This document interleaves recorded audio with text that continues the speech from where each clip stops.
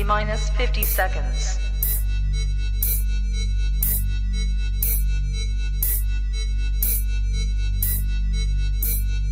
T minus 40 seconds.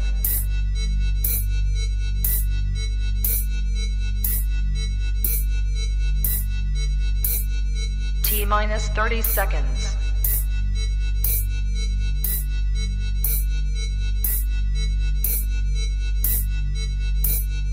T minus 20 seconds.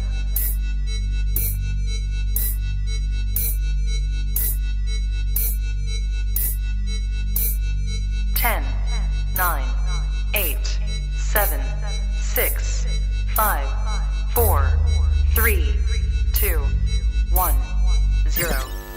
Own it, own it, own it, Kong. I own it. It did. Women's Wrestling Talk, the #1 women's wrestling show on the planet.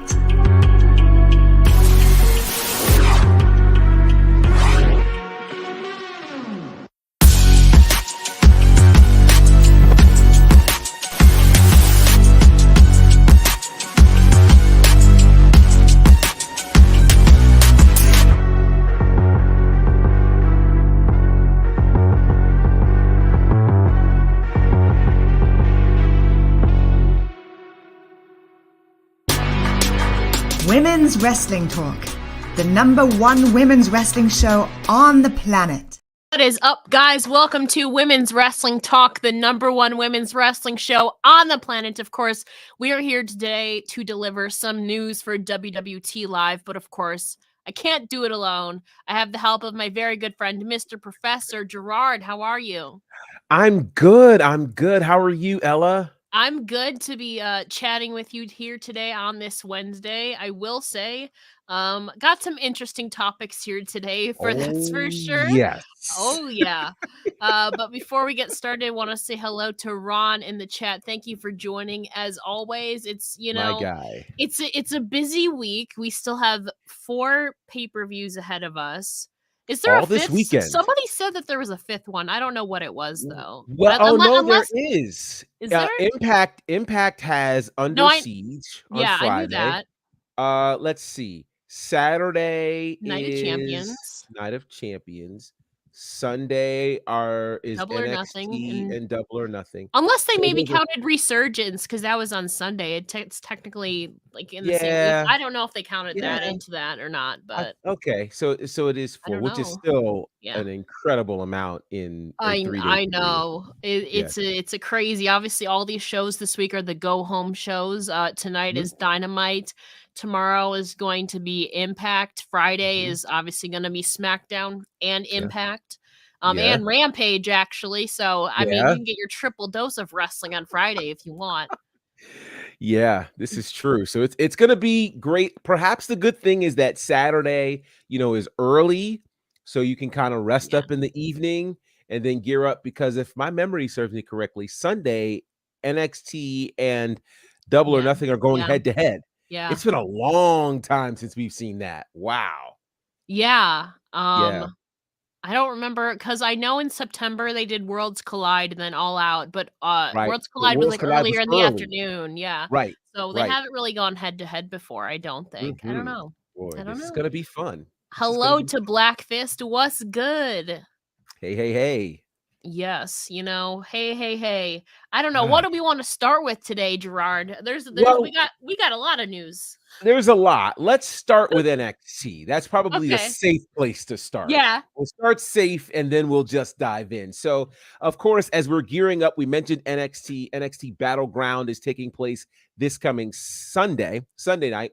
And one of the things will be the finals of the NXT Women's Championship Tournament. Of course, the title was vacated by Indy Hartwell when she was drafted to Monday Night Raw. And so it's interesting because last week we were on here making predictions, trying to figure out who would end up in the finals. Well, last night, Lyra Valkyria punched her ticket into the finals by defeating Cora Jade. And some might consider that an upset because I know a lot of folks in the chat picked Cora Jade to go to the finals.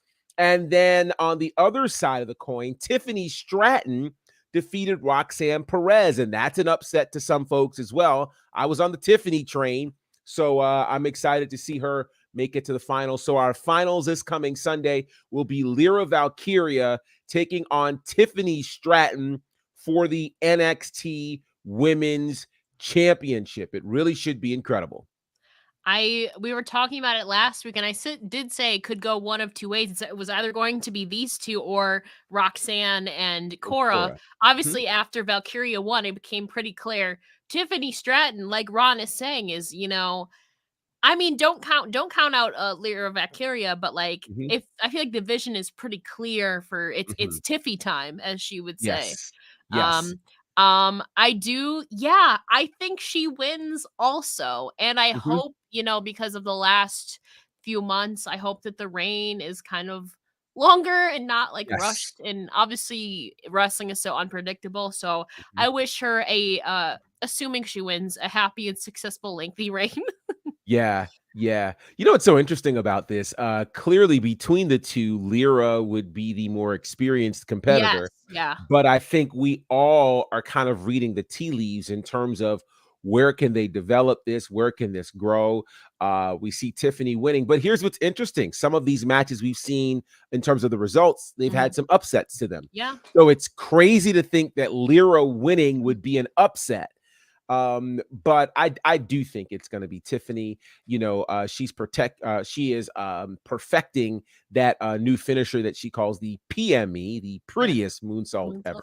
Not to be confused with the BME, the best moonsault ever, of course, coming from Christopher Daniels. So I'm excited. And again, it's hard to pull that move off.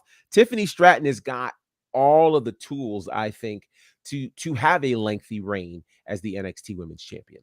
Yeah, I think so too. And it's another interesting thing to know because I was watching the end of NXT yesterday. Obviously, Tiffany won with the prettiest moonsault ever. But after the match, I don't know if you saw Gerard, Tiffany and Lyra were looking over the vacant title. And in the background, Roxanne was making her way to the back after her loss. But then she gets attacked by assuming the same assailant that's taken out people like Sol Ruca.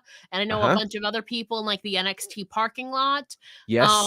So what happens now with Roxanne Perez? Who do we think is this masked assailant that's been wreaking havoc through the NXT? Now they went away from the parking lot. They made their way into the building this time.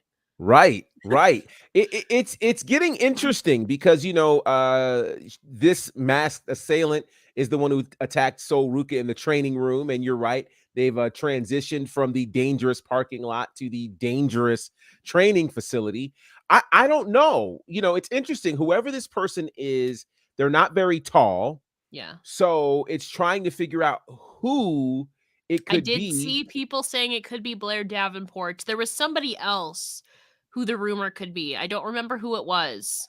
I think Blair is taller than whoever this figure is. Yeah. I know that I saw two names because somebody had reported on it of who it could be. Blair was one of them. I don't remember who the other one is. Okay. But it's funny. You'll say a 180 and say, I'm wearing an Alexa Bliss shirt. So maybe Bliss is going to NXT. I mean, Stevie Turner, to be honest, though, she kind of has that hacker look. She is kind of 3D and into podcasting and stuff. So that's the hooded is kind of like a hacker look. But like she's like physically attacking people. Maybe it could be, but she came in as a baby face, I think.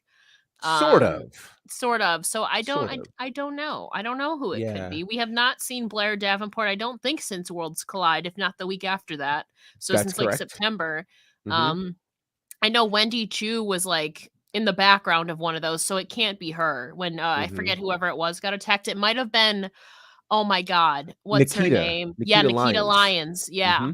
So I mean, to be fair though, it's been somebody who's been around since Nikita has gotten attacked. Has Stevie been around that long since Nikita got attacked? Stevie came in like January. I'm not sure. It's so hard to, it could be anybody from NXT UK that may have been re-signed. Oh, you know what? There is, it could be. I was also saying there's one more girl who didn't get released during that, who's still hasn't made her way over to the States, and that's Aaliyah James. She's pretty short though, so she's pretty short though. She's actually not that much taller than Roxanne. So now that I think about it, I don't think it's Aaliyah James. Okay. Okay. I don't know who it could be then. It's going to be really interesting. My hope is that we get this mystery solved maybe at Yeah. Battleground, which would be a really good place for Mhm. it. So we'll see. We will see. So did I? Definitely not. Nikita's also significantly taller Yeah. than that. I Ava mean that. Raine is pretty short, though. I Well, don't think she's no, super tall. Is she? Ava Raine is tall, definitely Okay. taller than that figure. Yeah. You Okay. know, so that it's we're gonna have to look again. But again, whoever that figure was appeared to be a similar height to Roxanne. Yeah. So that kind of eliminates a number of people Mm. in terms of who it could be. Maybe it could be Aaliyah Jameson because she's about the same height as Roxanne. I have to relook at the thing. Or what if it's speaking of Aaliyah, the other Aaliyah, the Aaliyah that did Oh, 317 yeah. in on SmackDown. She was out injured. Yeah. This She's could been be cleared since October, apparently. mhm, So this could be something for her to do. allegedly. Allegedly. Yeah. So we like our good mysteries here Mhm. in pro wrestling. So this is a fun one. This is a fun one. Oh yeah, Mandy Rose was the other name that I had saw. That was it. I saw it. I think it might have been Meltzer who reported it. Uh-huh. That it could have been Blair Davenport or Mandy Rose was the other name. Thank you, Santana. That was the other name. Mandy Rose Well, isn't super tall, no, she's not but super tall, but Mandy Rose, I promise you, I just saw her yeah. on Instagram today, and she does not look like she's doing Okay. anything close to wrestling at this point. So, Kenzie Page is signed with NWA. She signed a contract with them last year, so I don't think that so this is we do talk about women's wrestling here, but this is more of the news show side of it. So the news shows WWT Live is kind of all encompassing on it. So obviously we talk about women's wrestling news here, but it's more general for this kind of show. Mandy yeah. has been I did see her with Paige Van Zandt. Mhm. Um, Which I that's don't an know. interesting Yeah, combination. Just, Otis. I think it's I'll safe to think say it's not Otis. definitely safe to say it's not Otis. That's very safe to say. That'll be a mystery that'll have to be solved, but nonetheless, do we both believe it's gonna be Tiffany? Yeah, I think we're Yeah? both Okay. it's kind of unanimous around these parts Okay. that it'll be Tiffany Stratton as our new women's champion come Yeah. Sunday. What happens now? I know obviously Cora attacked Valkyria after the match. Mhm. Roxanne, is gonna suffer an attack. What happens for Cora after this? I don't know. Yeah, who knows? Who knows? Who knows? And Talking who knows about if Cora isn't connected to this mysterious figure, maybe. I you mean, know? she's been she's been heelish for a year now. Mhm. No pun intended, Santana. Yeah. Um Lyra versus Cora. I think maybe if Cora costs Lyra the title, that's a possibility, but I kind of don't Mhm. want any interference in the finals. Yeah. Yeah. Um so I don't know. But Yeah. anyways, Yeah. moving on from that, there's so many pay-per-views coming up this weekend. Where do we want to go? Well, we can go to this interesting news about SmackDown that Mhm. is coming from the other guy named Khan. Seems like if Nick your name is Khan. Khan in the world of wrestling, you're pretty powerful. So Nick Khan, who is the president of Mhm. WWE, recently has had some, when he talks, he doesn't just talk to like random podcast folks. He talks to some pretty significant people. So he was speaking at the JP Morgan Global Technology, Media, Mhm. and Communications Conference. That's a pretty impressive space. Yeah. And the CEO of WWE talked about some potential changes coming for WWE. Now, right now, WWE is in the midst of a media rights conversation to figure out who will host SmackDown and Raw in terms of TV networks or streaming platforms. And one of the things that he said in response to a question is that WWE is actually open to a third hour of SmackDown. According to the CEO, the deal that they made with Fox was for a 2-hour primetime show. But apparently, companies like Amazon are looking to program entire nights of the week. Mhm. He also mentioned the possibility of moving nights. And this is another way that WWE can accommodate some possible broadcast or streaming partners. He also talked about the third hour of Raw potentially be. I think Gerard froze. So he was talking about moving a third, maybe making the third hour of Raw more adult oriented, more adult content. As right now, it's pretty PG. Also, it's so funny seeing Gerard frozen like that. So we'll put him in the background for now. Hopefully his thing comes back.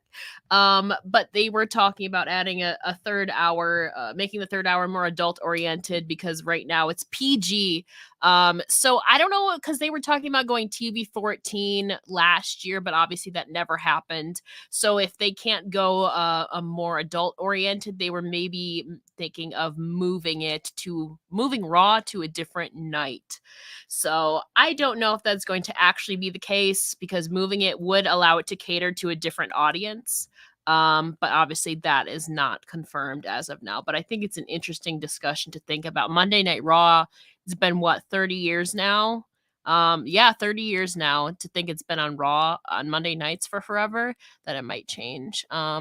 You don't know what the show is that comes on after SmackDown. I don't either, to be honest, because I try to turn my TV off right after that.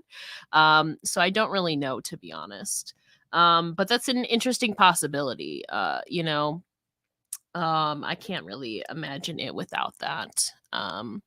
But in the meantime, while Gerard tries to get his stuff kind of going, we have I'll play a little commercial for you guys because we have a lot more to offer here outside of news. Like I said, we were talking about earlier, Women's Wrestling Talk is all about women's wrestling. We have a couple of shows that cater to that are post shows for women's wrestling brands and other shows like Dynamite and Rampage and SmackDown.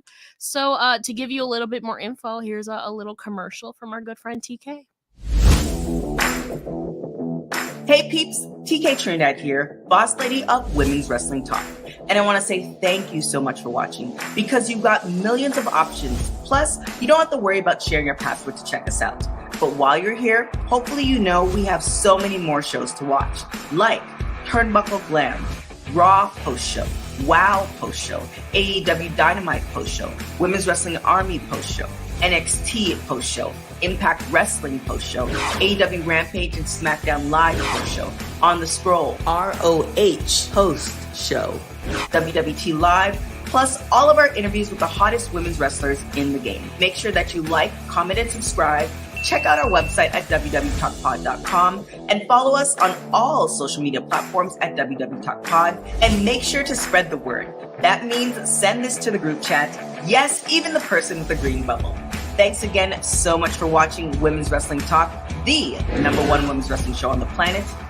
Ciao for now. He's back.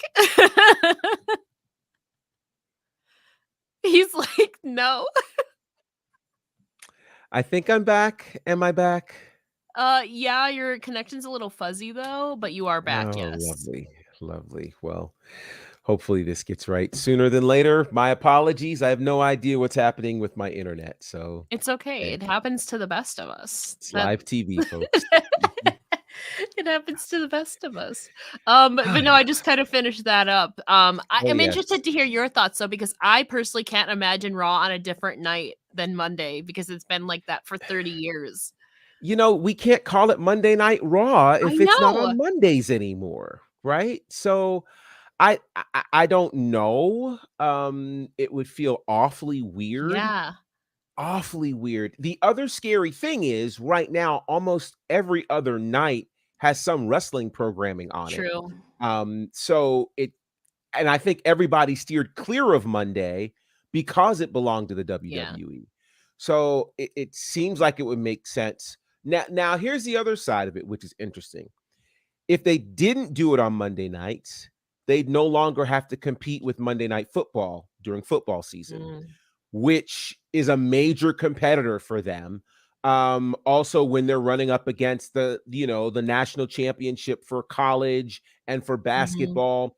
So there, as strange as it sounds, there are some realistic reasons for them to not keep it on Monday night if they have options to explore other nights. Now, I think it'll upset the apple cart quite a bit, but who knows? Obviously, I guess depending upon the kind of deal and the kind of money that is to be made, that'll help determine things. But again, because the platforms are different and we're not measuring success by ratings, perhaps. Oh boy, okay.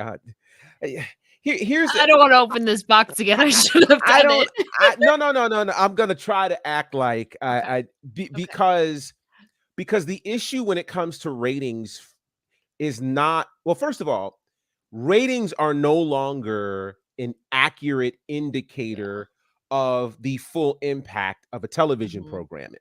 So WWE is not nearly concerned about the ratings as much as they are about how people will find this on socials, how people will watch on demand, all of those kinds of things. So because of that, I still think, though, any opportunity to watch this live and uninterrupted is something that they'll look at, because that usually will drive a lot of the live social interaction, which is of greater importance to them right now.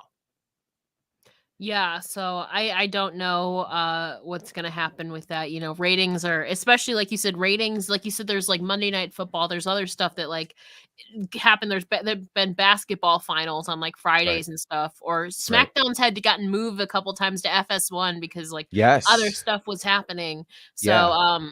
I'm personally not a ratings person really. I don't follow it or really understand a lot of like the numbers and stuff, Mhm. the scale and whatever. I don't really pay Yeah. attention to ratings personally, but I know a lot Yeah. of people do. Well, You know, but who doesn't is the yeah, WWE. yeah. And I think that's the thing, and that's kind of where everybody's going to have to kind of shift their thought process, Mhm. because if the WWE isn't measuring success by these Nielsen ratings, but we are, then we're actually calling something a failure that could really be a success. Because if you're saying, "Hey, 1.8, but they're looking at 20 million views on Mhm. YouTube," we're looking at apples and oranges. So I think we True. have to be very, very careful to not measure things, as Ron said, by an antiquated measurement, because it Yeah. doesn't work. Mostly because I don't understand any of the ratings numbers, so Well, they I don't they really just don't hold care. the weight that they used Yeah, to. fair. They don't hold the weight that they used to. So, But, you were talking about kind of like what could they be keeping on Monday Night Raw. mhm. Cody Rhodes almost didn't keep his theme song. Coming back to WWE, Good Old Kingdom by Downstate, man. That the something something Cody Rhodes. Whoa! I don't want to get his DMCA, so I just did that. Um Smart move. It's crazy to think he almost didn't come with that. So Downstate did a recent interview with Chris Van Fleet, their lead singer. Zach Call was talking to Chris Van Fleet, and they were talking about they've written a bunch of songs like Dolph Ziggler, The Miz, Britt Mhm. Baker, Cody Rhodes, obviously. And so when Cody's, I mean, again, it was kind of the worst kept secret that Cody was coming back. But a Mhm. lot of us were like, what song is he going to come to? Because since he Right. left WWE in like 2016, Kingdom was his jam, and like New Right. Japan, AEW, Impact, Ring of Honor, all that stuff. So Cody was like, "Where I go, if I go back to WWE, it's coming with me." And that Mhm. obviously that mentality, he stayed true to that, because I know there was a little bit of a legal battle with WWE and Downstate and their lawyers and all that. And all Downstate wanted was their little piece of the pie for get paid for the usage of their song, which I think is Mhm. reasonable. More But than reasonable. obviously, it seemed to be that they were at a standstill for a while until Cody kind of broke the silence, as Zach was describing it. And Cody just spoke up on a conference call and said, "Well, you don't get me without Kingdom." Mhm. um Mhm. to WWE. So obviously Cody then that persuaded WWE to bring Kingdom along with him, but he Yeah. almost had different theme music. I don't know what the alternative options were. But until Cody spoke up, it seemed like he was headed towards returning with different music. Now I'm Mhm. interested, would they bring like back like Smoke and Mirrors, or what would it be? It's interesting. I think a couple of things. For one, we know that it is a rarity Yeah. for a wrestler to go from one promotion Hmm. to another and keep the same music. It's Hmm. extremely rare. Matter of fact, in modern times, I can think of only 3 times that that's happened, including CM Cody Punk. Rhodes. CM Punk being one, and the other being the Hardys, when Yeah. Jeff Hardy came over. Mhm. But part of what happened with the Jeff Hardy piece was that particular song was not really a WWE song. Yeah. And so they were able to pay for the rights, and it was pretty inexpensive.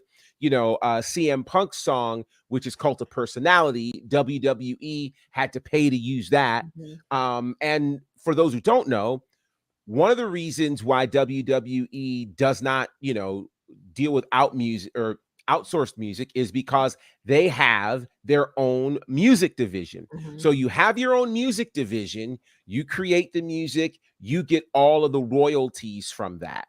And the royalties go from not just airing those music on that music on Mhm. television and in stadiums or the like, but also what you get from Mhm. streaming and selling that particular music, because people want to use that music for workouts and TikTok reels and all this other Mhm. stuff, right? So it's a real legal thing. And so I think it shows the loyalty of Cody Rhodes and how bad WWE wanted Cody. So to me, what amazed me when his WrestleMania entrance happened, it was the theme song, it was the same graphics, it was calling him the American Nightmare. Like, he wasn't going to be, Cody Rhodes something else or Stardust, or you know what I mean? So that was a big deal. And those things matter because the people who followed Cody for the last 7 years would immediately recognize that music within the first 2 seconds, as opposed to if he had new music, it would have just been like, what's happening? So great move by Cody Rhodes. Who did the themes back? And I have no idea. That was before I was kind of born. The answer to that would be, let's see, in the 80s, it was a mixture of Jim Johnston and a guy who you guys might be very familiar with, who you may not have known had done theme songs, the Mouth of the South, Jimmy Hart. He did quite a few theme songs, including one of the NWO theme songs. He did a lot of the WCW music in the mid 90s and 90s. A lot of that music he did. But Jim Johnston was the man in WWE for many years until I would say 2018 or so, because at that point you had CFO, who was doing a lot of the music then. Those And were then, good. yeah, those were incredible. And then they got into, kind of an issue with WWE, and now WWE has another part of their team. But Jim Johnston was the one who did a lot of that music that really became iconic, from Undertaker to Hogan to Ultimate Warrior, Stone Cold. All of this music was Jim Johnston. Yeah, you could tell who was coming out just from the music. Yeah. Sure. Now sure. I feel like that with the new ones, I mean, some of them you have to get used to, but honestly, there's still some of them I'm like, I don't know who's coming out to like certain Sure. music unless you like read the Titantron, Right. Obviously that's a different situation. Mhm. Motorhead too, yeah. Yeah. Yeah. That's a Motorhead good was one. great. Obviously Triple H, iconic with sure. Triple H and all of that. Mhm. Triple H, I feel like, has had like, I mean, My Time was fantastic. King of Yeah. Kings is fantastic. The Game, I Mhm. feel like he might have the most iconic kind of trio. DX is good too. Kind of Yeah. has like the most iconic overall themes of all time, personally. It's interesting for sure. Yeah. But since Blackfist kind of brought it up, Okay, wanna let's go go here. there? I mean, we're Get it out here. of the We're way. here. Let's go here. So Hulk Hogan, they call him Immortal and the like. He was in a conversation with the great Ariel Helwani, who has done some pretty blockbuster interviews lately. And in this interview, which you guys can check out on the MMA Hour, Hogan was asked if he was ever concerned that his legacy in wrestling would be erased after the comments that were leaked to the public back in 2015. So I want to read to you exactly what Hulk Hogan said, and then let you decide what you think about this. Hogan said, quote, "There was a temporary situation where I thought, okay, where's this going to end up at? Where is this going to wind down? Where's the legacy? Where's this? Where's that?" At the end of the day, there had been so much goodwill with the Hulk Hogan brand, and people knew me so well. I mean, I've been around for 40 years. People know me so well, from Mike Tyson to Brutus Beefcake to Vince McMahon to Vern Gagne and Bret Hart. Everybody knows me so well that they knew I would come back and I would become the person that I was. There was a temporary situation with the surgeries and some of the racial stuff that went down. It was a speed bump, but that's not who I was, and everybody knew that. So it was a tough time, but the main thing that really got me were the surgeries over the last 10 years. That was the thing that was in question. When you come out of a back surgery and someone tells you you're never going to walk again, that will really screw your head up. The rest of this stuff, I had a bunch of people on my side. I had a huge support system. People that knew me stuck with me, and it's just been amazing to see how the fans have stayed with me. Those are not my words. Those are the words of Hulk Hogan. And so I want to read one part to you again in case you missed it. And I do want you to go watch this so you can see him actually say these words. He said, there was a temporary situation with the surgeries and some of the racial stuff that went down. It was a speed bump, but that's not who I was. Everybody knew that. So it was a tough time, but the main thing that really got me were the surgeries over the last 10 years. So let's have a conversation. Last week on this show, we talked about Tessa Blanchard, and our boss lady, TK, asked the question, is it possible for people to be able to recover from, these kinds of social infractions and things of that nature? And what was different here is Tessa, had taken a picture with La Rosa Negra. I believe I got her name right. And, said that they had buried the hatchet and that they were good to go. She said she's done some work and was ready to get another opportunity. And one of the things that I said was that, you know what? People love a great comeback story. You just have. He froze again. That's the worst time to Are freeze. you Oh, wait, kidding you're me? back. You're back. You're back. Okay. We can hear you okay. at least. Your face Okay. is frozen, but we can hear you. All right. Well, my face isn't really that necessary. You just need to hear me.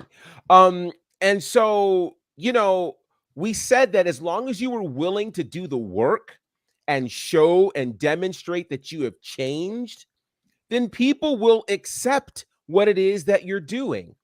Here's the problem with Hulk Hogan. Hulk Hogan doesn't see that there's been an issue. That's the problem. When Hulk Hogan says that the surgeries were more of an issue than the racial things, it shows you exactly, number one, how out of touch Hulk Hogan is, and number two, how in denial Hulk Hogan is. Hulk Hogan, and I will tell you this, I will tell you from a conversation, an interview I did with Mark Henry, where we talked to Mark Henry about, this Hulk Hogan situation. And he said, I gave Hulk Hogan the roadmap to what to do. I told him what he needed to do, how we needed to apologize, how he needed to go on a tour and do all of these things, and Hogan wouldn't do it.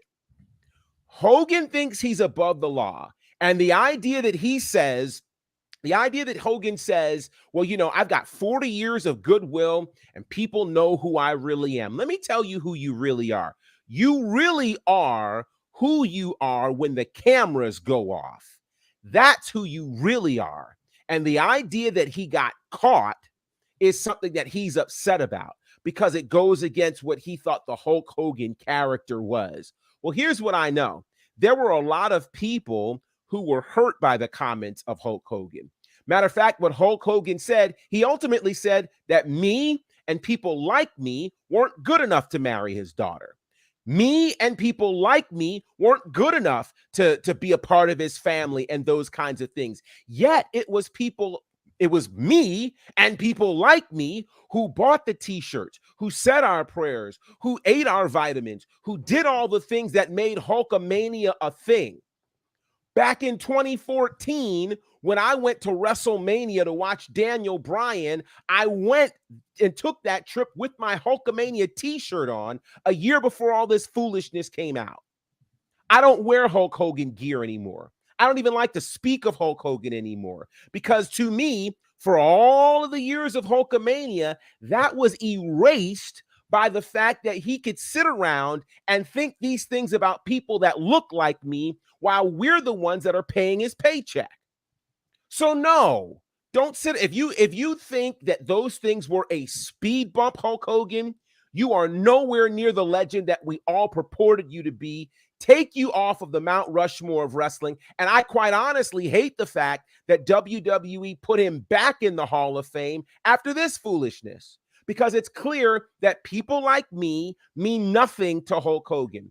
And now Hogan's at that age where he's over 60, where he feels like he can say whatever he wants to say and he can do whatever he wants to do, and we're all going to forget about it.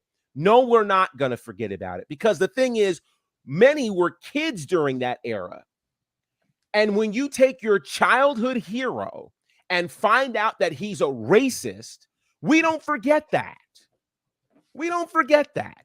So to me, Hulk Hogan, I've been good on you for the last 8 years. I'm even better on you now. I don't want you on my TV. I don't need to talk about your greatest moments, because as far as I'm concerned, they're all tainted. They're all tainted. I got more I could say, but I'll leave it there. Yeah. Hit a lot of comments here. Santana saying Tokyo Gerard. Yeah, it's a touchy subject, but it's crazy that kind of to a delusional standpoint of himself. Here's the thing. You know what? I'm going to call a spade a spade. It's not touchy. It's not touchy at all. It's very black and white. Yeah. And Hogan just refuses. Here's the thing. You know you are problematic when you can't even see a need to apologize. Like, go back a couple of years ago when all that stuff came out about Sammy Guevara and him saying he would, the things he would do to Sasha Banks. He apologized.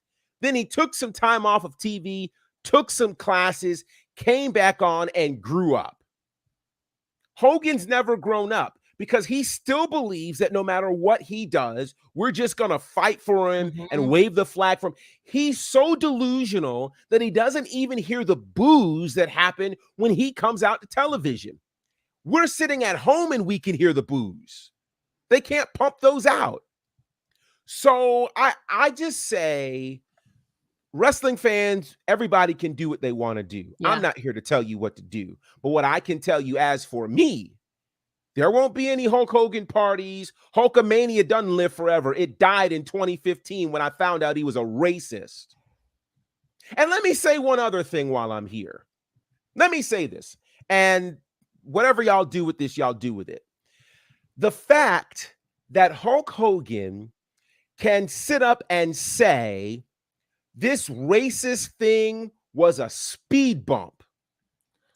But then me as a black man has to, and as I'm talking, I'm thinking, well, okay, I need to be careful about what I say about Hulk Hogan, because if I want to work at AEW or WWE and they find this clip, will it stop me?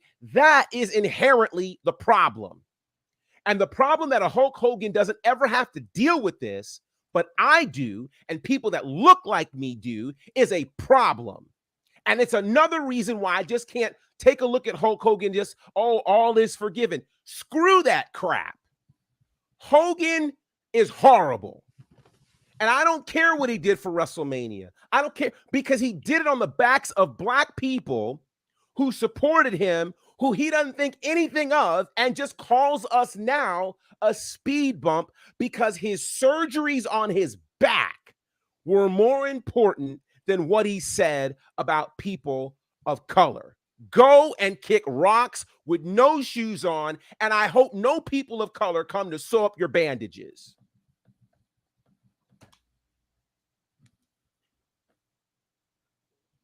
And if this costs me a job Go ahead. somewhere, then this speaks more about the system than anywhere else. Because that's the thing that really pisses me off. And I said that publicly. Because Hulk Hogan and people like him get to do this kind of foolishness. But if people like me say things like this, then I run the risk of getting canceled. But who canceled Hogan? They didn't cancel him long enough for it to stick. What they did was they brought him back in front of that Saudi crowd. All right, I'm going to stop for real now. Okay. I didn't mean to scare you. Sorry. No. Your screen was just freezing, so I didn't want to interrupt you. That was all. No, we heard everything. Your audio was fine. I just didn't want to accidentally talk over you. All good. You're good. I think that's what I call a mic drop, though, and rightfully so, Gerard. It's unbelievable, man. I know. Unbelievable. I know. It's unreal. I still can't believe he was brought back for the 30th anniversary show. I can't. And for and brought back just all together, to be honest with you. Period. Yeah. Period. At least for all the flaws that people say about AEW, at least AEW gave him a lifetime ban and said Hogan will never show up at our shows. Yeah. Now, no other wrestling company was brave enough to do that. That says a lot about them. It really does. This is ridiculous, though. It's terrible. It's terrible. I'm not good enough for your daughter. Okay. It's cool. But my money was good enough for your t-shirts, and you want me to come in there and patronize your little beach shop. Okay, Hogan, I'm good on you. So good on you. Does he legit have a I don't actually He does. He has a beach shop in Tampa, and he's selling, all kinds of his paraphernalia and gear and all this type of stuff. And sometimes he's in there and he'll take pictures with people. Matter of fact, about a week or two ago, he was on the socials promoting a bikini contest that he was having at his beach shop. Hulk Hogan. I don't think I have a proper. Yeah, I don't got a clip. I don't got a clip for this. But to you, Gerard, to you.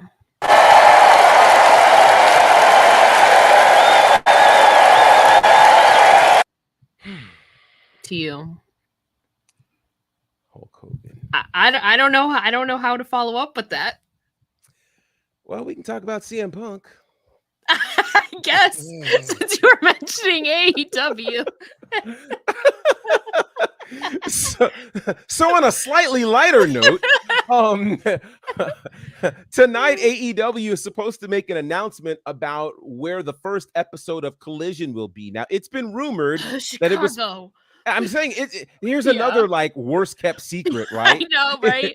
We've all been talking about, I mean, literally from the second that people were talking about Collision, people were also talking about it being in Chicago and that CM Punk would be on there. But now there's questions that perhaps Punk may or may not make an appearance. They're saying that he's been in conversations, et cetera, et cetera. There was even a rumor out there that they have found perhaps an alternate place for Collision if it's not going to be in Chicago. So I think tonight we'll get our answers. I think I'll be more surprised if it's actually not in Chicago for this first episode. So yeah, I mean, quite the segue, right, JD? I mean, Joseph brings up an option. I mean, it could be Daly's place. That's another viable option. That is what they said the option would be if they're not going to do it in Chicago. So we'll find out in just a couple of hours. I hate to say this. I don't think this is like the pressing blockbuster piece of news. Nobody asked the question, where's Collision going to be? We're more interested is it live? And who's going to be on the show? So it'll be interesting to see if CM Punk shows up. I think that'll be, very interesting. Obviously, if it's in Chicago, Punk is showing up. If it's in Jacksonville, then I think we'll know that they weren't able to really reach an agreement with Punk unless they're going to have Punk show up in Jacksonville, which would be kind of crazy, actually. I'm interested to see if they make this announcement like live on Dynamite tonight, how the crowd is going to react, whether it's going to be a split or if it's going to be like cheers. I don't think it'll be full boos. I think it'll be at least it's going to be split. I think it might be split. I don't know. Yeah, I'm sure there are some folks who are excited to see the return of Punk potentially. You know, I mean, think about it. We're 9-10 months in to Punk being gone, since he's been gone since September of last year. So it'll be interesting. I'm sure people will miss him. So yeah, we'll see. I don't know. AEW and the Warner Brothers need Punk to pop $1 million. I think you read the same thing. He blew it. I don't know. Part of me, for me personally, I always have an attachment to Punk because he was literally the first match I ever saw was him and Jeff Hardy. So like, there's always that part of me that like I got into wrestling because of CM Punk. So there's always that part of me that's like low key rooting for him, but it's still like it's painful to see all of the things that have unfolded. It's just like. Ugh, you want to root for somebody, but they're giving you like every reason not to. And I think that perhaps may be one of the most interesting things about wrestling in the modern era versus wrestling in previous eras. Because in previous eras, all we had to go by is, what they showed us on television. But now, with not just backstage news, but with press conferences, with the internet, with social media, all of these spaces, we now get to learn things about these wrestlers that others, that we didn't know before. So because of that, that now gives us as fans more information to determine whether or not we want to see these people on our screens, which could work for or against these wrestlers. So it gets really interesting. Really interesting. I think if Punk does show up, I don't know if it's a hard brand split because the champions are going to float between. But I think there's going to be at least a loose kind of brand split, as you saw the people that were designated on the poster that are like non-champions, obviously, like Miro, Andrade El Idolo. You can't see her, but Thunder Rosa is on there as well. The rest of them were champions, I believe. Powerhouse Hobbs was also on there. So I think in addition to champions, I think the non-champions will kind of be the roster, the hard split. But I think if the champions are going to be floating, I don't know. Yeah, I think it'll be interesting to watch how that happens. Not my camera going now. Hey, it's been one of those technological days. I blame Hogan. It's all his fault. Yeah, it's all Hogan's fault. So yeah, we'll see what happens tonight, of course, on Dynamite. And speaking of that, I think Boza had an interesting comment here. I think AEW would be throwing a party tonight for Willow winning the Strong Women's Championship. That actually isn't a bad idea. I like that idea for them if they do it. Obviously, we know there's a great relationship between New Japan and AEW. And seeing that we've got Forbidden Door coming up next month, it's just kind of one of those moves that would make a lot of sense to acknowledge that. So we'll see that. Let's see. Black Fist, your first match was the Hart Foundation. That's a good one for sure. And then Nikki, welcome aboard. Nikki says once college ball starts, they're going to have to shift this show immediately. The Saturday night moment for Collision, I think, is going to be challenging from a couple of spaces. Obviously you're going against the PLEs from WWE at least, once a month or maybe even once a quarter. But then on top of that, there's going to be a lot of competition, whether it's college football, college basketball, some of the professional sports. There, of course, will be boxing and MMA. And so Saturday night at 8:00 is definitely a sports time. No doubt about it. So that means that they're going to have a really compelling show because they've put themselves in a space of competition that, quite frankly, they don't have at Dynamite. So it'll be interesting to see what they do. Yeah. So I hope so. Willow, I did see. I did see Willow and Hyon are going to be on ROH this week. That's going to be a fun match. Nice. March Madness. Yeah. Oh, you gamble in March Madness? That's cool. Oh, wow. Hey, yo, the Shadow Ranger. Hey. not a bad idea. I hope that Willow gets a moment. I mean, it is after Double or Nothing, it is Forbidden Door season. So Mhm, like mhm, it's possible that title could be defended. I just hope, because from what it seems that that title was kind of crafted to belong to Mercedes, but obviously with Mercedes getting injured, they called an audible. So I just hope that Willow's reign doesn't like become shortened because of that, because she wasn't mm, necessarily meant to be the first champion. mm. Um, I'm rooting for her though. I have high hopes. I think it'd be smart to defend it on AEW. They already have that relationship, and Sure. she's contracted to AEW. So like Yeah, Forbidden Door would be like the perfect place to do it. agreed. It's maybe, I don't know again if Mercedes was even in line to be a part of Forbidden Door, but I mean, Willow being champion now, they have a case to be made for to have a New Japan Women's title on that pay per view. For So sure. but we'll see. NBA games, specifically playoffs, will hurt them. Yeah, that's Mhm, what happens. I know sometimes, especially with SmackDown, or no, never mind. That's not why it would get moved. mhm. But yeah, we were talking about ratings earlier. Yeah, I mean, About that. to Cedric's point, the NBA games are impacting Rampage. Rampage, man, you don't know when it's gonna come on now. No, Literally every week they're I making an know. announcement about when you can catch Rampage. So you really have to be devoted. Rampage at Mhm, this moment is feeling like ECW in the late 90s. Like mhm. you can't find it. And so yeah, that's the interesting thing. With TNT and TBS, the relationships with the NHL and the NBA and these spaces, they're going to have competition. So I don't know how this is going to work. It is, and if especially Nikki, if Mercedes thing is just an ankle injury, those don't typically Mhm. take a while to heal. So Yeah. I would think she has 3 months to heal. I think she'll be well, hopefully anyway. I don't know the severity of her injury, but if it's Mhm. just an ankle, like, and hopefully not an Achilles, Yeah. she should be cleared definitely, well before Multiverse too. Mhm. Open challenge for Willow every week would be money. Sure Um, would. yeah, I agree. With the Lakers being swept in 4 games, who knows when Rampage will be on the schedules for Saturday night at midnight with double. Yeah, yeah, true. Sheesh. I know. I Sheesh. know. Oh my Um, goodness. What in the world? there's kind of, we'll talk one more piece because there Okay. is another AEW piece, Yeah. specifically with Road Dogg. Apparently, he tried to join AEW before. Um, He says that he was asked to share his thoughts on AEW's success with their ticket sales and all of that. He says that they've done awesome at Wembley.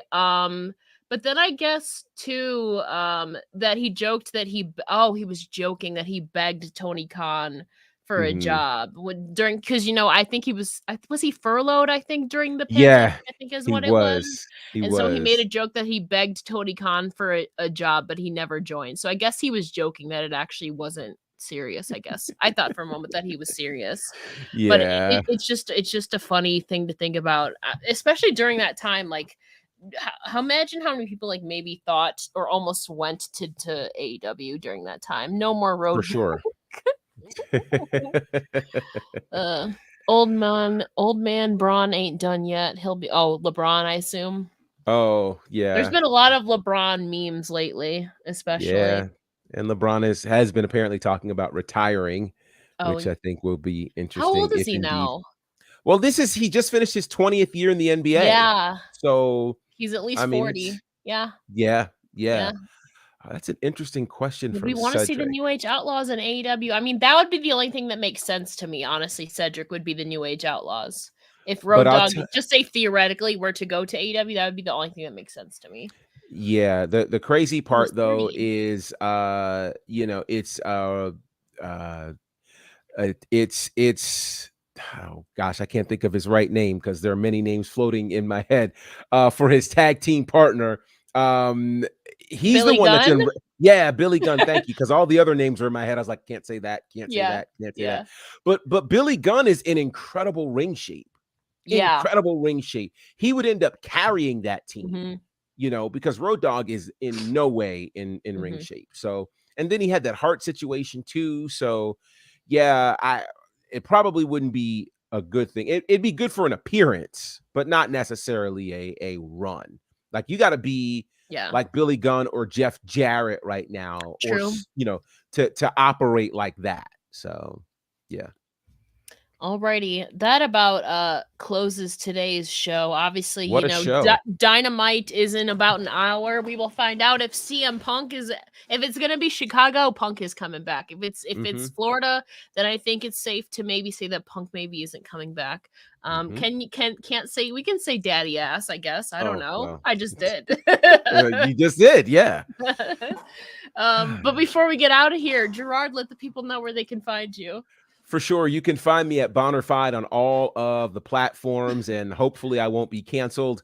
You can also find my commentary work with Southern Honor Wrestling on IWTV. We just dropped SHW 50 earlier today. And so I'm excited about that. We've got on that show the first round of the Jake the Snake Roberts Legacy title tournament. That's on there. And then the massive announcement about Carly Bravo. That's all on there and more. So definitely check that out. Also, you can check out all things Battle Slam on Fight TV. You can check out my work with the Nightmare Factory on YouTube as well. Then, of course, you can check out my podcast, The Faction, and me in a few other places. But, of course, you can check me here on WWT Live every Monday, Wednesday, and Friday. And you can follow me on Twitter at It's LAJ, like it says on there. Of course, don't forget to follow Women's Wrestling Talk on all the socials at WW Talk Pod, I believe it is. And we'll be back on Friday for the Friday edition of WWT Live. For more news, I'm sure they'll be talking about the breakdown from Dynamite, maybe some Impact. Friday is also Under Siege and SmackDown and Rampage and all that good stuff.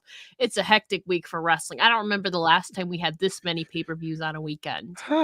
Except obviously Mania weekend. But that's a whole different entity of itself. So definitely it's going to be nothing short of a lot of action this week. So you can kind of pick and choose what you like. So until then, we'll see you guys on Friday. Women's Wrestling Talk, the #1 women's wrestling show on the planet.